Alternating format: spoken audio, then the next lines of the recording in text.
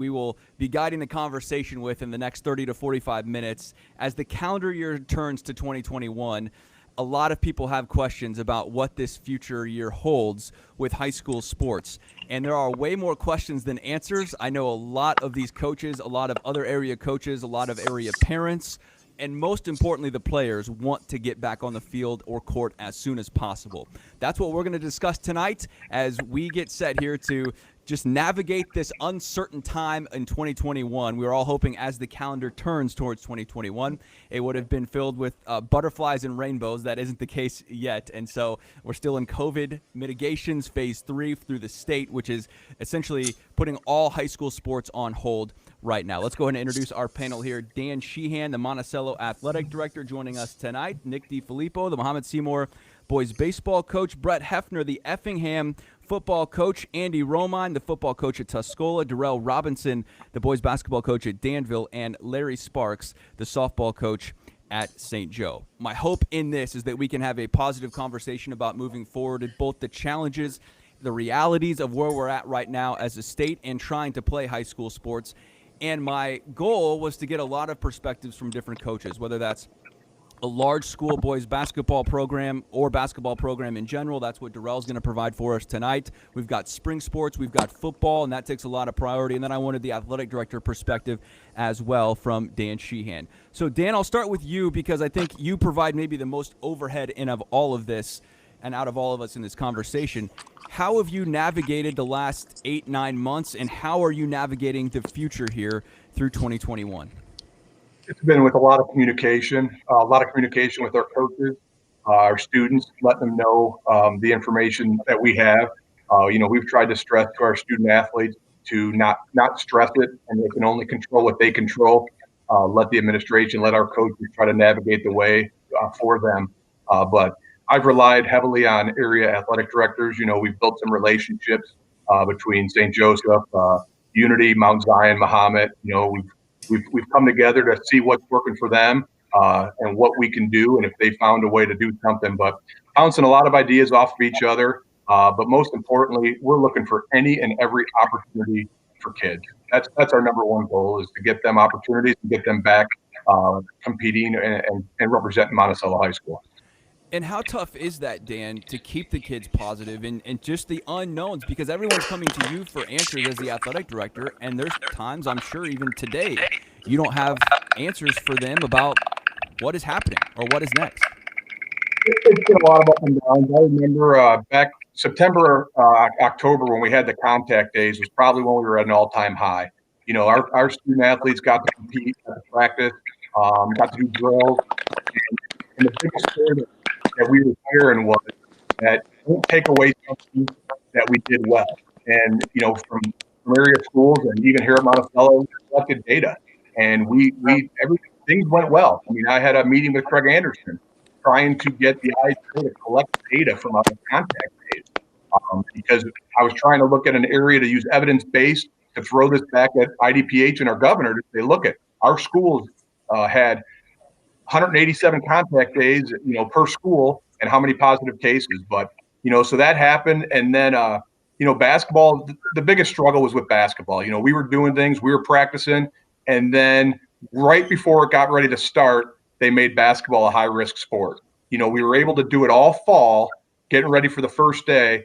And they told us that it was a high risk, and now we can't even practice. So that was challenging. But Coach Roy and Coach Barry have done a nice job communicating with our kids, just trying to check in with them on a daily basis. But you're right, we don't have answers for them, and that's the one thing that, from the IHSA's perspective, is give us answers. It's now January 2021. There's supposed to be 5 weeks left in basketball, and decisions need to be made. And I want to start with basketball because you mentioned, Dan, there. I want to bring in Darrell here to talk just from a basketball perspective, because this is first and foremost right now when we look at the calendar year and the time is ticking, and in my eyes, we're running out of time. We're going to get to a point here where there is no more time to play any sports. What are you telling your kids right now, and how are you navigating this, knowing that you're supposed to be in the thick of, basketball? Yeah. First of all, thank you for allowing me to be on here. With basketball, like I said, it's been very tough, especially at Danville High School. Basketball was very strong. It's been powerful here for years. Even to the fact of the IHSA moving it back to Champaign this year, which brought back a lot of memories for myself. I got a chance to play at the Assembly Hall as a sophomore. So we were thinking about possibly bringing that pride back. But like the whole time, it's just been like he said, we need direction, and we trust everybody who's in position where they're supposed to be at. But if we have a plan, that would help a lot. It could help a lot if we just had a plan and being able to shoot for it, even if it's just down the line. Give us something to work for. So all of us, because everybody's a lot different, different towns, different protocols, different types of enrollments in schools. So if we all had plans and guidelines, we can fight. We can start putting ourselves in situations where we can make these safe for these kids. A lot of kids need need the sports and activities to kind of occupy themselves. With us here, it's just all I've been able to do. Like I said, we've even had like Zoom parent meetings when we find out something. Our athletic director, Mark Basie, does an incredible job. And what I do with my kids usually, I got them on group text.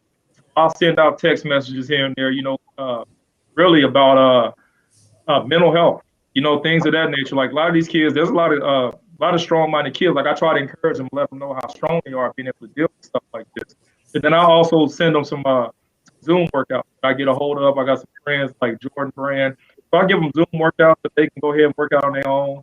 And just try to keep them positive and like we let them know too, like whenever we find something new, we'll let them. But right now, we really don't have the answers. Nobody really has answers, and we usually are the ones that answer. So we're just trying to keep motivated and just trying to stay positive as we can. Yeah, and I think it's funny you say that, and it's not funny, but like everyone expects you to have the answers. You're the coach. You're the AD. Yeah. You're supposed to be the leader, and yet you're sitting here with your arms out going, I don't know what Right. we're doing. Yeah. Are you in school yet, Darrell? Like, are you guys No, to we're in-person learning? everything we've been doing has been remote. Now, that's another question. There's a possibility we may go to blended learning next week. Still not sure on that. But I really believe that balance goes hand in hand, like with sports.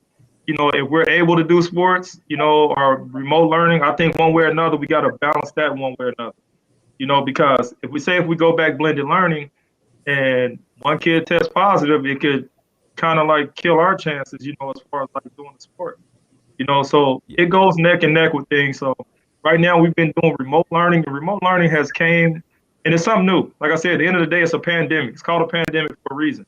The remote learning has gotten better as time is going on. Even us as teachers have adjusted with ways of learning, because kids are in different situations at home, and there's different situations for each kid. You may have a kid that needs to babysit their younger brother during the day. There's different scenarios and situations where we're trying to just learn and grow together. Yeah, and I want to come back to you, Darrell, in just a few minutes here. I know we had Tevin Smith, who committed last Friday. Yeah. He's not even playing right now. There's more topics in this. But I want to real quick just ask around the room here, who is on, like, in learning? Who is remote here? If you can just kind of, like, go down the list here. Nick, we'll start with you. Is Muhammad in school right now? We're actually going for full-time, 4 days a week with everybody starting tomorrow morning. So it'll be our first time of attempting to do that. We've been hybrid up until actually tomorrow. So we've still got about 30% of our students who are going to be remote, I think. And but we'll find out what it's like with everybody in person, I think, come 9:30 tomorrow morning. Okay, so that's progress in that sense. Andy, where is Tuscola at right now? Yeah, Brett, we've been in person since day one. We do offer a remote option. But I will tell you, there's not a huge percentage of our kids who have chosen that. It is an option as required by the state board, and we do have some kids who have chosen to do it. What we've found is, when given the opportunity, more and more kids are coming back all the time. We've had a number of kids just here in this week that were remote for the entire first semester that are coming back. But I've got the majority of my kids have been to school every day of the year. Not just on our football team, but in our classroom as well. Okay. All right. Dan, where are you guys at right now? Since the first day of school we've been in, we're here 5 days a week from 8 to 1 o'clock. And similar to Tuscola, we offered students an opportunity to do remote learning as well. And things have gone well here. We've had a hiccup here or there, but overall our students are handling it well. Our community's adjust into the rules. And we got about 100 kids at the high school level in remote. I think it picked up more at the holidays once we found out that basketball wasn't starting and sports weren't happening. But those kids get the option to come back for the second semester, which will start January 19th. Okay. Larry, where's St. Joe at right now? St. Joe's, they're in school learning right now. They're split into two groups every other day. One group's in there. They go 3 days 1 week, 2 days the next. Okay. And what about you, Brett? What about down in Effingham? How are the Hearts handling it right now? We're doing well. The most of the kids are in person, and we modified today and haven't had a whole lot of issues. Okay. And I guess that's maybe the bigger question, and you guys can weigh in on this. If you're not in school learning, I find it hard to believe that this state is going to allow kids to compete in sports. Is that a question? Is that a fair assessment? Like, how do you guys view that as we move along here? Not all at once. Who wants to jump in? I'll start here and just say we struggled with this at Tuscola a little bit in terms of our decision. What do we do if they say, going back to the beginning of the school year, a month in, they're gonna allow sports? What are we gonna do with our kids that are remote? If you're saying I'm going remote because of the pandemic, and you're worried about the pandemic, and you can't be at school during the school day, can you really justify coming back to practice for 2 hours a day if the pandemic's really the reason you're missing? So that was something that we were back and forth on, I know, and our administration talked a lot about with us coaches. But we've had schools in our league, Brett, that haven't been in school. They weren't in school until October at all. They were remote every day. And so while we're sitting here and I'm going to Indiana and watching high school football games in the third round of the playoffs, 10 minutes from our border, the question I had was, yeah, but we've also got kids in schools in our league that aren't even going to school at all. So how do you justify that also? And so obviously school's got to come first in our opinion. Yeah. Who else wants to jump in on that topic here as we get another 30 seconds minute here on this? I'd agree. I think we have to get all the students statewide. I mean, there's a lot of schools up north of I-80 that aren't in school. A lot of the suburban ones. Chicago's just trying to get back in, but 50% of their teachers, I think I read today, didn't even show up the first day. So it's a challenge, but I do agree that we've got to find a way to get students in school to prove that we can keep it safe. Yeah. And I think that makes sense, right? I mean, not trying to say one way or the other, but like it should be about the kids and being in school. And if the kids aren't in school, then how are we going about and promoting kids to be in an extracurricular activity and certainly a contact sport? Okay, I know football holds a lot of weight here, and we're going to get to football and hear from our football coaches. But as we move along here, I know Nick is going to argue, hey, we already had a season canceled. I know Larry's going to say, I already lost my potential state run, with Bailey Dowling and one of the best players to ever go in this area. So for you guys in the spring, I mean, I don't know if you're fighting against each other, but like, how do you weigh here moving forward? Okay, well, if we do have to pick, and if we get to a point that the calendar's not going to allow us to pick, and we can only play 1 or 2 seasons, Nick, I know you're fighting to play baseball because you didn't play last year. Bert, we've talked about it before. It is difficult. And I mean, keep in mind, I want everybody to get an opportunity. There's no question. Part of me, though, is really hurting for, I think of my seniors who didn't get a junior season or could possibly not get a senior season too, which is frustrating. And obviously I think the baseball and softball coaches and, and track are really fighting to make sure we get some type of season this year because of how devastating it was. I saw, how hard it was for my seniors last year to not get a season, and obviously the juniors the same way. So obviously I think all of our spring sports coaches are advocating. If we could get something, we've got to be able to get that, and no attack on football by any means, but it would be nice if we could attempt to get something for all the spring sports that lost everything last spring. And keep in mind, I want to see football go and basketball find a way to play also. So that's important for our mind. We've always said in our district, and I know a lot of you guys are the same way, we want our kids to play all the sports. So I want to see my baseball guys succeed on the football field. It makes them better athletes. It makes them better baseball guys. So it is pretty difficult. There's no question. But then deep down, it's like, I've already lost 1 season. I don't want to lose 2. So that's probably what I got. Coach, what about you?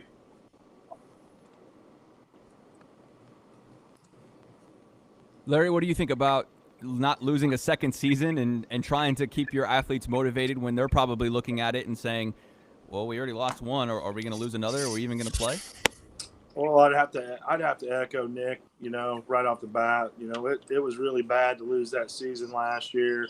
I felt bad for all seniors across the board, whether it be baseball, softball, or track. I'm a football, basketball guy too, and I don't want to see any of them lose anything. But I really, really don't want my kids to lose a second season. I think we proved that at least with the outdoor sports, the middle school teams were able to make a go of it. We got the protocols in place to check the athletes, the coaches, and whatnot. If there's a problem, they go home.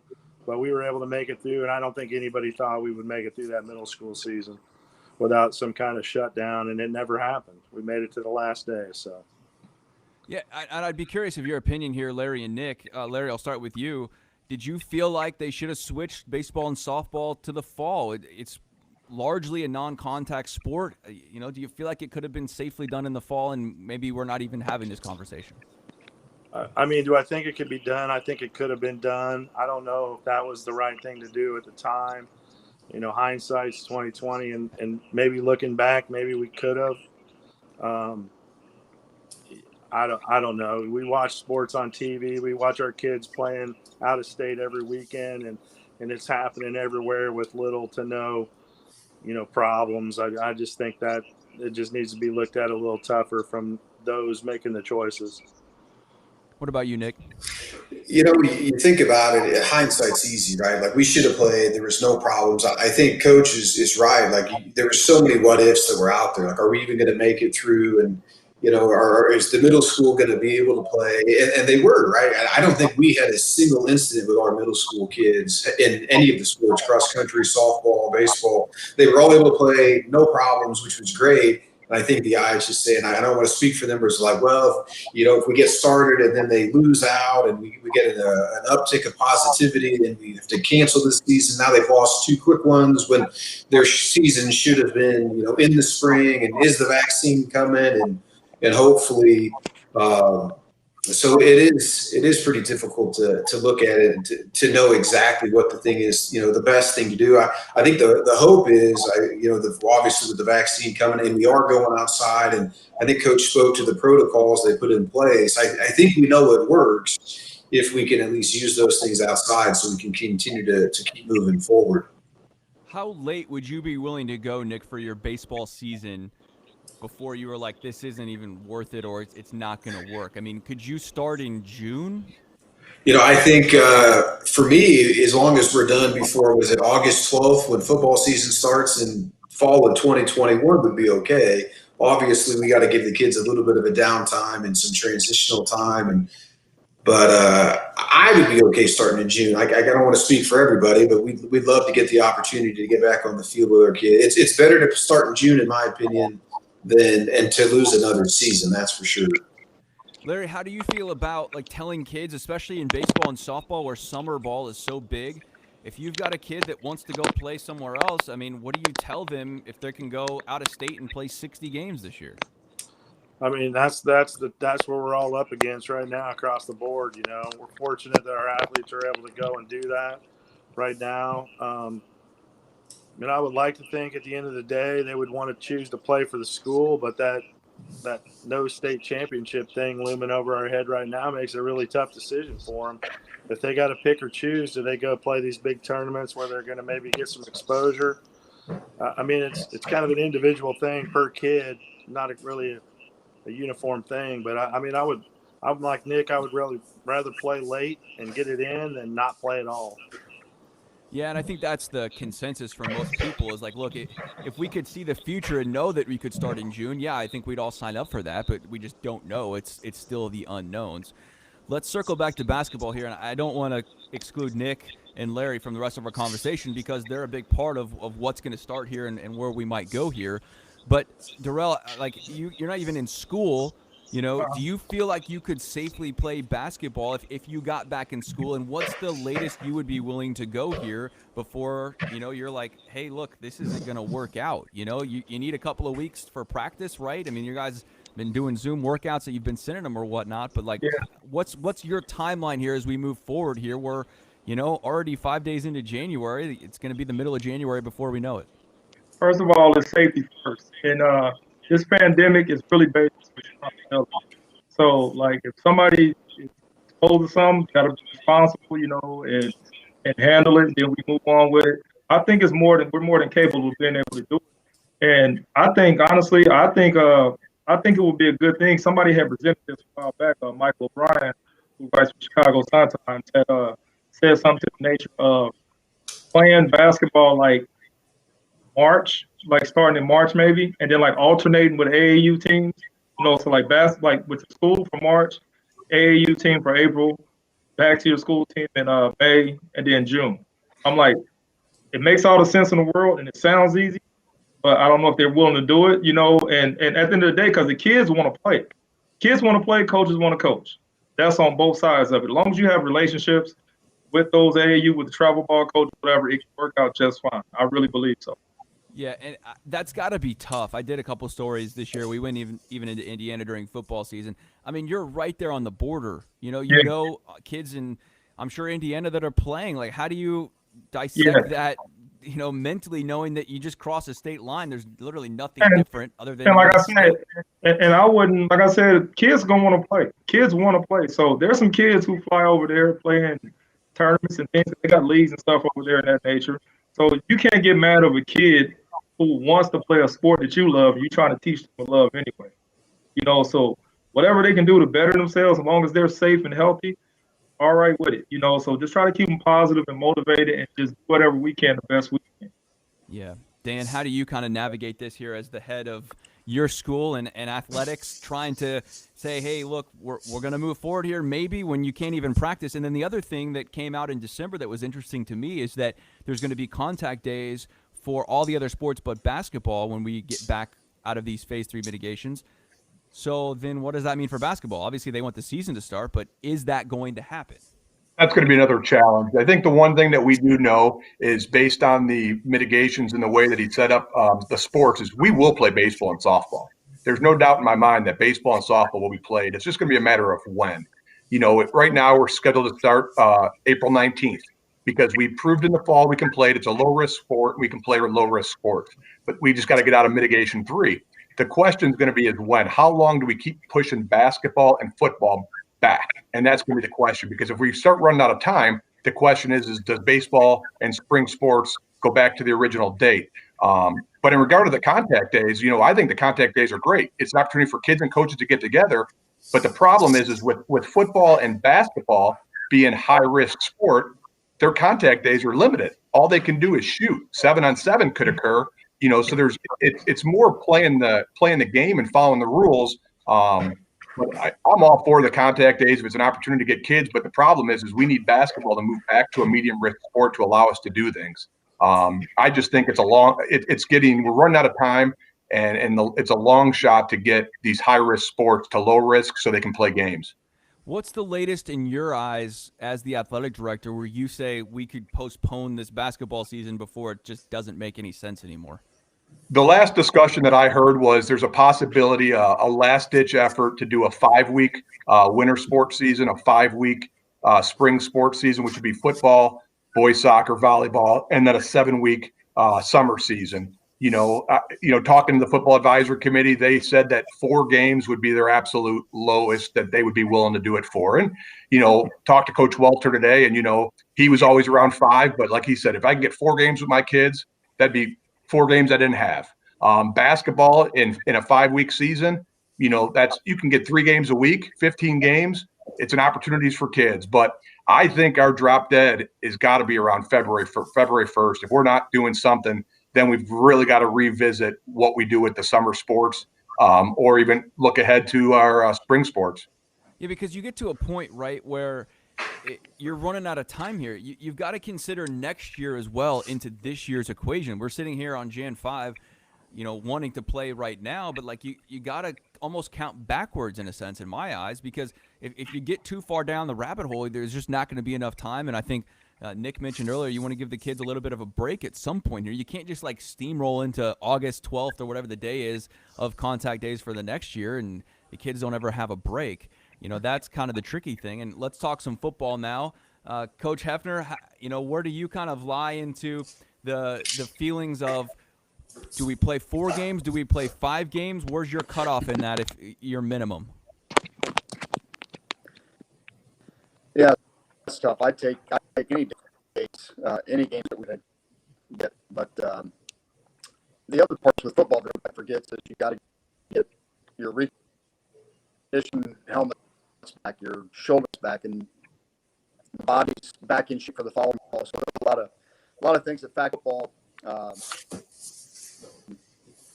Field conditions, what kind of shape your field going to fall if you try and play in March and April. So I think there's a lot to factor in, but kids are the most important thing, and if it's the best thing for the kids to play, we need to find a way to.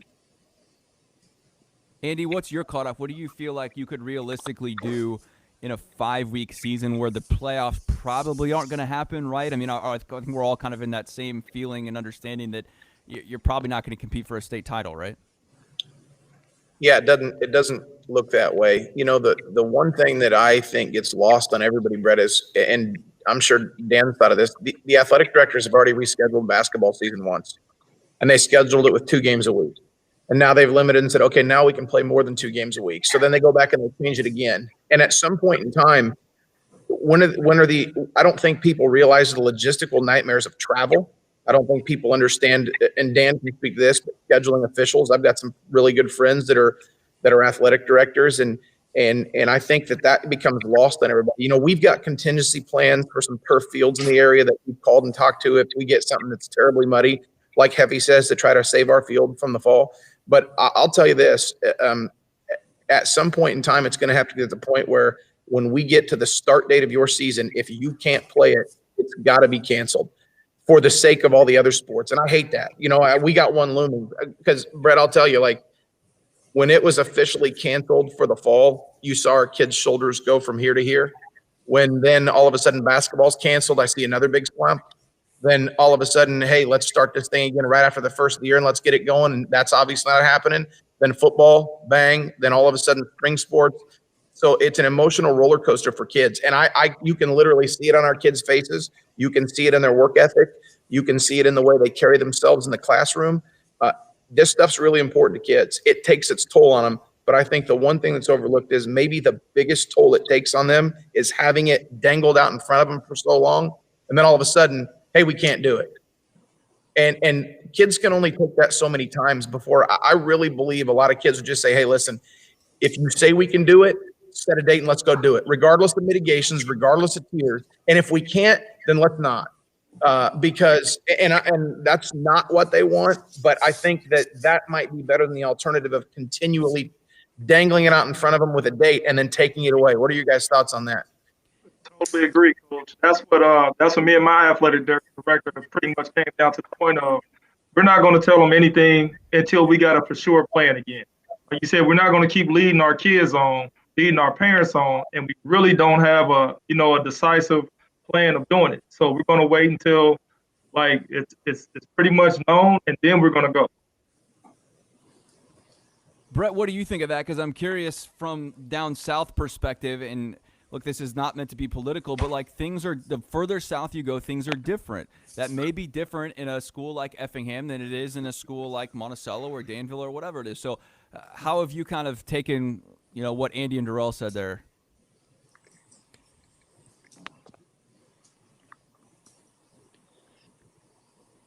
We haven't had many problems, and that's a good part for us. Most of our issues have been through the contact rate, positive cases in school. And we thought we could have fall. I'm sure everybody else thought they could.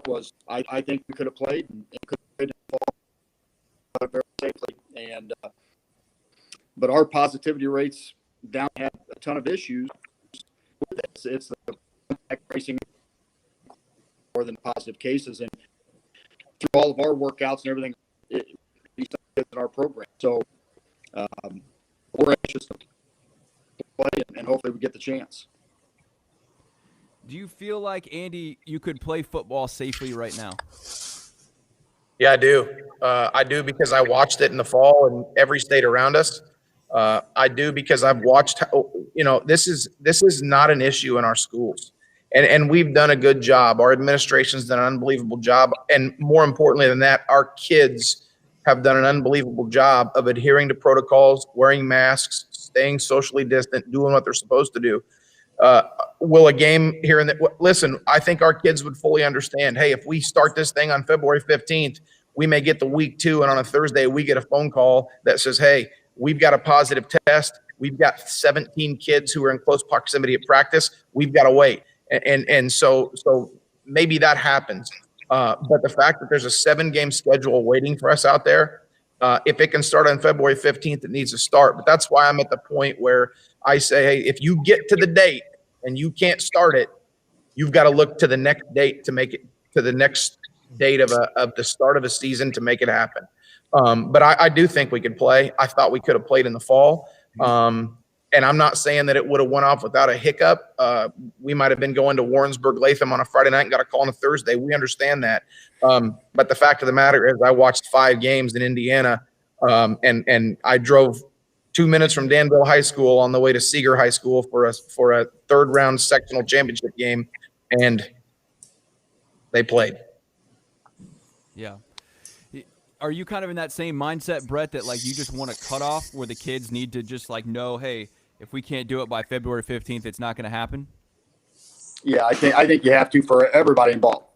Just not only the kids, but all the other sports. And I get what the spring sports are saying, and I understand it. They lost their season last year, and we don't want to lose any more seasons. But if we're at that point where try and squeeze everything in, I just don't know how you, like places like Tuscola, where you got multi-sport athletes. What are those kids supposed to do? And now what's the risk of their injuries? You look at the NFL and college and even the number of injuries just because people couldn't train the way they normally train and run and do all that. And, you're going to teach a kid to tackle in the gym on February 15th because you probably can't go outside, unless you're a place with turf and it's not frozen. And so, I mean, there's just a lot of things to factor in. Do you feel like that, you can play safely and that you're going to play this season? I don't know. Tell me what the weather's going to be, and I'll let you know. I just think the number of rainouts and stuff like that you get. I mean, now we don't have snow, but Mount Zion's got inches right now. I mean, yeah. So what's it going to be like in February? Yeah, Dan. Brett, I had a guy. Yeah, Brett, I had a guy stop me at the hardware store this week, and he said, "Hey," he says, "How are you going to tackle when the ground's frozen?" And I said, "Well, we won't." And I said, "We'll have to live with the fact that we'll probably miss some tackles, but at least our kids will get to compete because we don't go to the ground anyways, hardly ever, unless it's unbelievably controlled. And so, but you're going to slip on it. You're going to have scrapes. You're going to turn ankles. But you do that in a regular fall anyways. And so I think it would change the way we did some things. It would change probably some things schematically even in terms of what you can do in those conditions. But I think it becomes like, 3rd round, 4th round playoff games. Right, and it's better than the alternative, right? I think as coaches, I don't want to speak for you fully, but you'd be willing and happy to change to a running approach or whatever else you need to do to make the game happen, and that seems like or the weather seems almost like I don't want to say the least of our problems here, but just like, hey, if it's bad weather, it beats not playing at all, right? I mean, it doesn't matter how cold it is. I think our whole town would agree with that. Yeah. Dan, how do you feel as an AD in terms of like getting to a cutoff point and just like your kids ripping the Band-Aid off and saying, hey, look, this isn't going to happen? I think that's where we need to go. I mean, we're running out of time, and we know we can play baseball and softball. We were allowed to do it in the fall, and they were a low risk sport.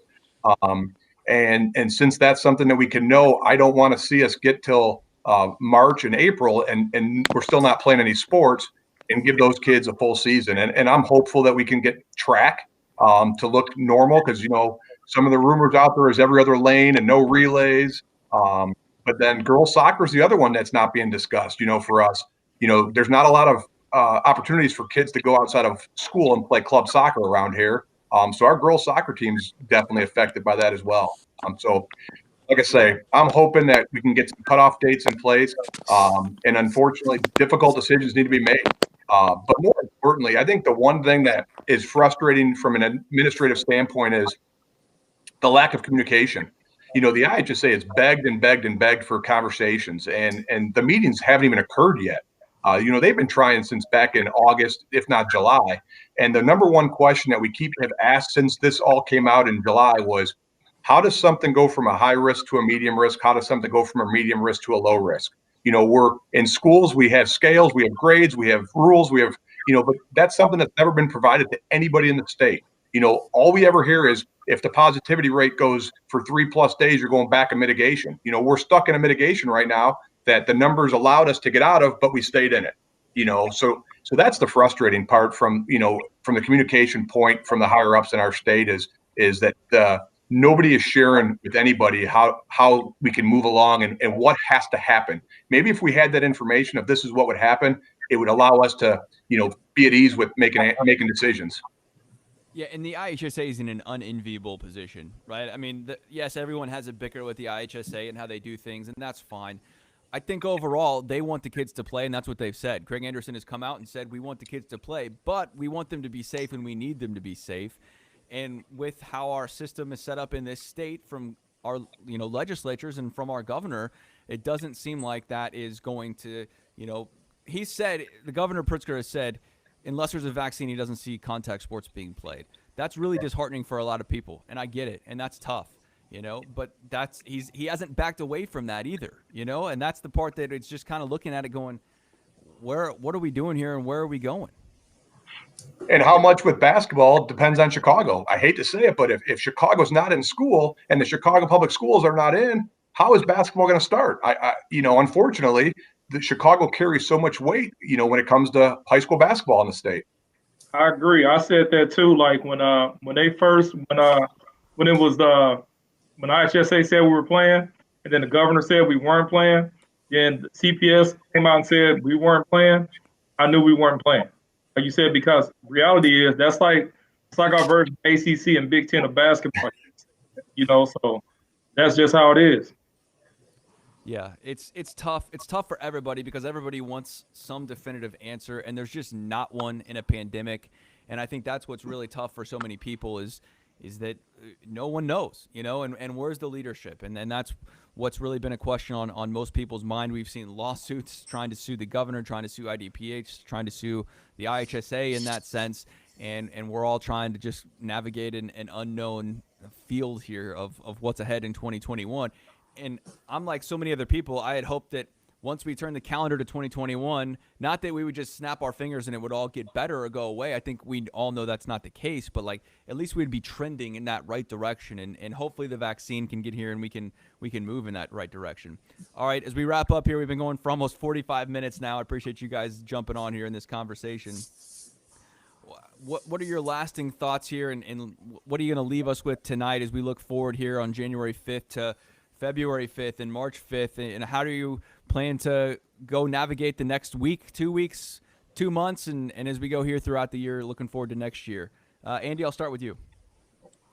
Yeah, the same way we've done it since the beginning. You can never control what's out of your control, and that's where I feel for the IHSA. Craig and Sam and the guys at the IHSA have done such a great job for kids in our state over the years. But their hands were tied. And then we spent a month kicking the ball back and forth between the governor and IHSA, right? And they're just trying to, I think, really had the best interest of kids at heart. But for us, and what I tell our kids every day, we work out every day still. We work out every day because that's the only thing in our power that we can control. When we finally get a chance to play, do you want to be ready to play and compete at a high level? Or do you want to step back and say, well, we can't do anything anyway, so we might as well just sit around and not make ourselves better? So I think Dan mentioned that at the beginning of his talk to introduce this whole section. But control what you can control, which is your effort every day and your mentality every day. And then when we finally can, put athletics under our own control, you'll be ready to control the outcome of those. And that's a good thing. Yeah, and just to note here, and I don't know if I said this at the beginning, I can't remember now or not. Nothing has been canceled as of yet. Everything's just been postponed. No sports are being played right now due to level 3 mitigations imposed by the governor and IDPH, and so everything's just on a standstill right now. Does it give you hope, Larry, that you can still play, and do you feel like that you'll get a chance to play softball this year? Yeah, I absolutely feel really good about it. The fact that we were able to get through that fall season without any really major issues, I think it showed it can be done.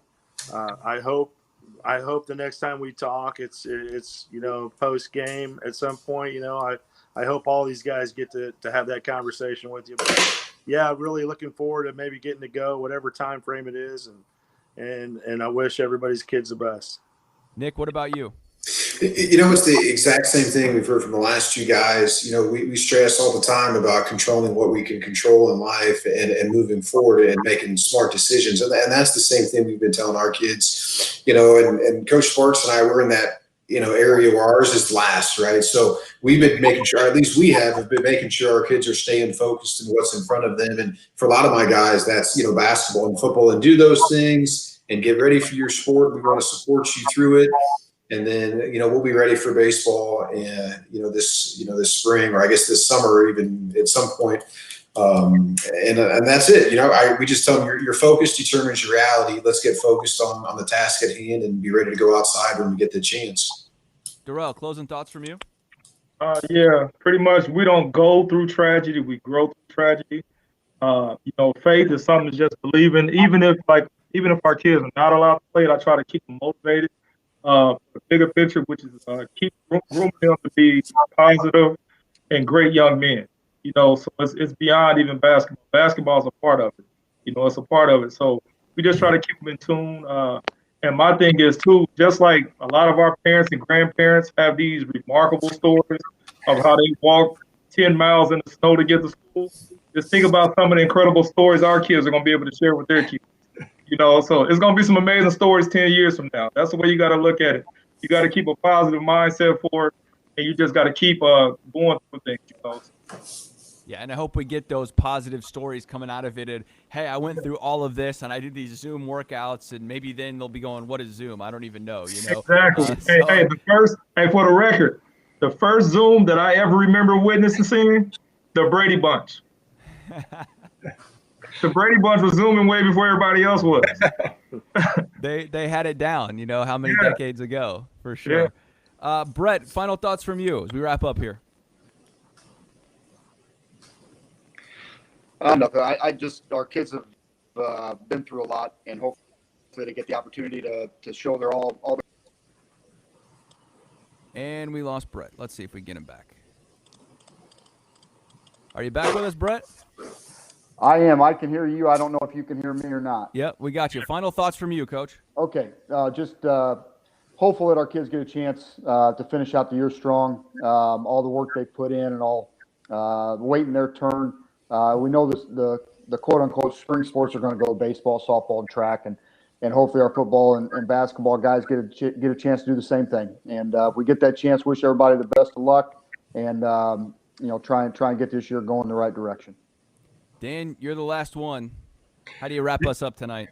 I echo that. And one of the things that, we preached was to, in high school, you're supposed to get unlimited sports for 4 years and do everything you can, and now we've got to look at it and more look at it from an appreciation of sports and the opportunity to compete and to own the moment and, control what we can control. But the last thing that I'm hoping for is, that we can get some dates in mind, some drop dead dates. And if that means, I know Coach Romine said something earlier about athletic directors making schedules. Hey, if I got to make schedule 5.0, I'm all in.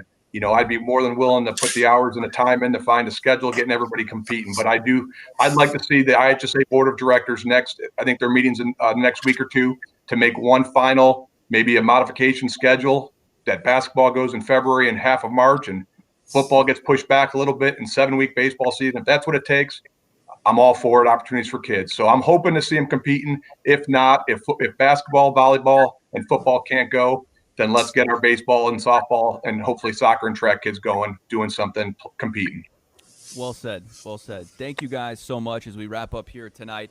I've kept you past time, and I appreciate your conversation as we look forward here to hopefully some brighter days. So thanks for joining on our roundtable.